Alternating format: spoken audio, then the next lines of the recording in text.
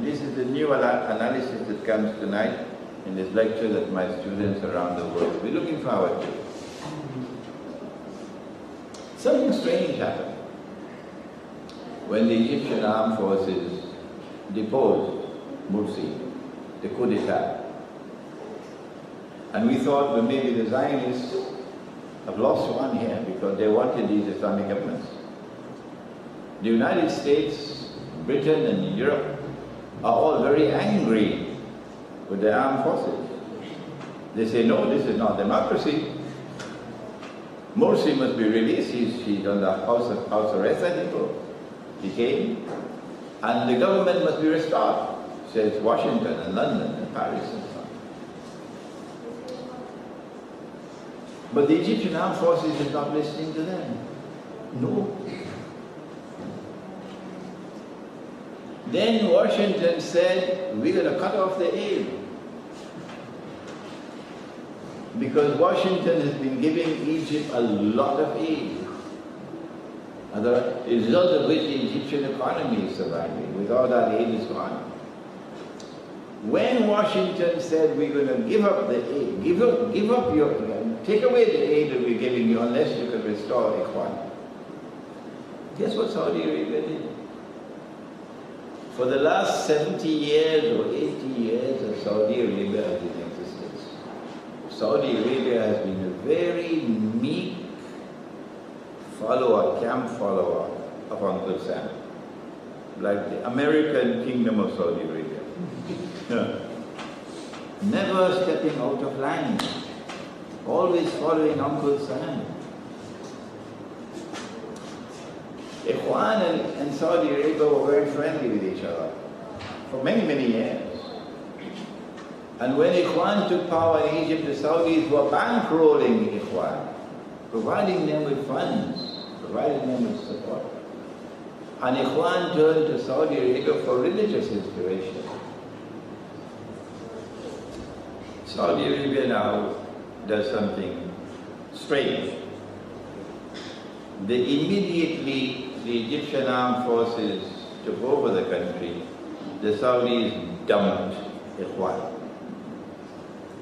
The Saudis say they are terrorists, parroting the official line. These are terrorists. And the Saudis respond with support for the Egyptian armed forces. And then with a slap on the face of Washington that is still stinging Washington, the Saudi says, if you take away the aid, we will give that back to you and give you more. The Arabs will give you more than the Washington can take away from you. This is not characteristic Saudi behavior. So we have a duty as analysts, as scholars of Islam, trying to explain the reality of the world today to the Muslim world, to the Muslim masses. We have a duty to explain why is Saudi Arabia behaving like this. The answer is, the Saudis knew that we are now on the doorstep of great wars. The Saudis knew that the attack on Syria is coming. In fact, I thought it was going to come yesterday. It didn't come yesterday. Because what Putin said, if you attack Syria, we'll attack Saudi Arabia. That's why it didn't come yesterday. The Saudis were part and parcel of the advanced planning. That the attack on Syria is coming. A NATO attack on Syria. And the Saudis did not want that when that attack takes place, that the Egyptian armed forces should come to the support of Syria. So Saudi Arabia, I hope the Egyptians are listening to me. Saudi Arabia has been trying to buy you. Is Egypt up for sale? I hope you heard my question. Is Egypt up for sale? Should the Saudis buy you? I don't think that Egypt is up for sale. And I don't think that the Egyptian armed forces will turn a deaf ear to the Egyptian people.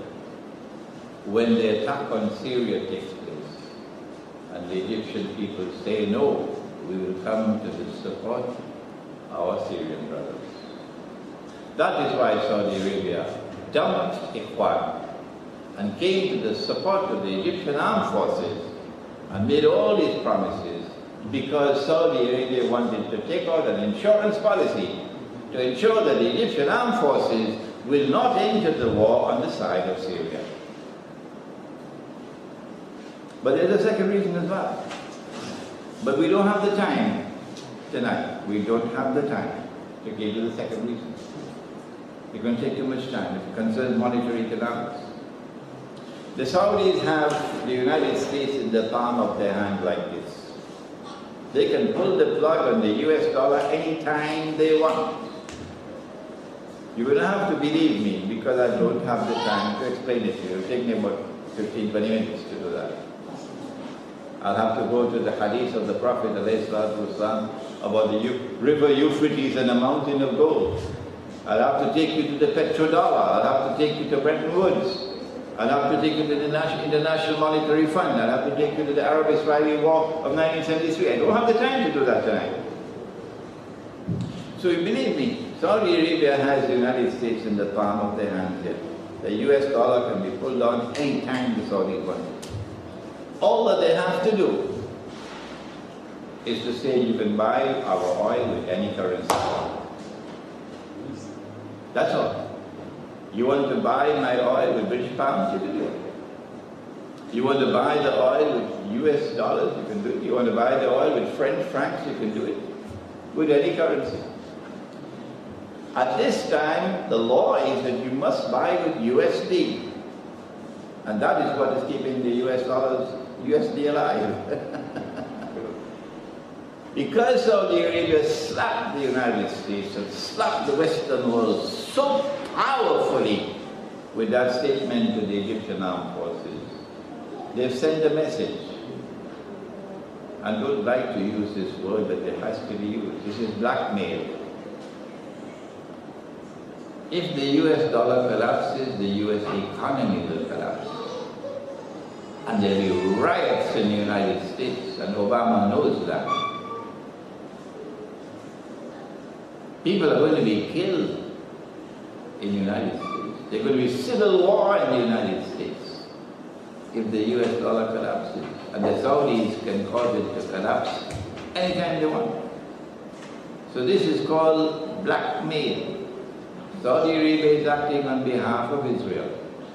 Saudi Arabia is Israel's most strategic ally at this time. This will astonish our people who don't know the facts of what's happening in the world.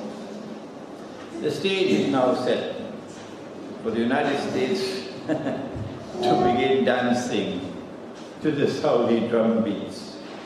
Otherwise the US dollar will be destroyed. How long will this last? Will patriotic Americans stand up and say no?